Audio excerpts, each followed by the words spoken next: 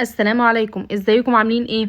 النهارده ان شاء الله هنعمل مع بعض القراقيش الفلاحي الجميله بتاعتنا مع كوبايه شاي نفطر بيها الصبح كده ونروق على نفسنا في الشتاء بقى طبعا، وبالليل بقى مثلا مع كوبايه شاي برضو كده. إيه شايفين بقى القراقيش؟ انا ماسكه واحده وشايفينها من بره مقرمشه ازاي، ومن جوه مفرغه وطريه جدا وتحفه. لو اول مره تدخل القناه ما تنساش تعمل اشتراك وتفعل الجرس عشان تتابع كل جديد. تعالوا بقى نشوف المقادير وان شاء الله تعجبكم. معايا هنا كيلو دقيق منخول، وكوبايتين سمنه كنت مسيحاهم،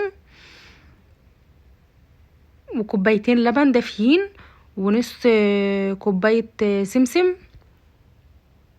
وهنا معلقه صغيره بيكنج باودر، ومعلقه صغيره ريحه كحك،